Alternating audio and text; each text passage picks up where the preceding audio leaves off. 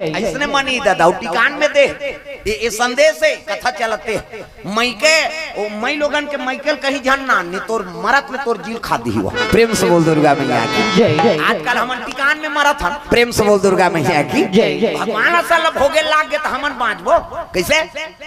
अब आजकल माता मतलब फरमाइश चाहिए कैसे ऐठी लेबे खिनवा लेबे आउ लेबे गोड़ बार बने बने लुगरा लेबे तब तोरा वो तोर बार कहे कैसे माता मतलब श्रृंगार पसंद है। हाँ वो मैके कैसनो रहा लेकिन पति शादी हो गए तो माता श्रृंगार होना तागा वो बने बने लेबे तब रही तागा।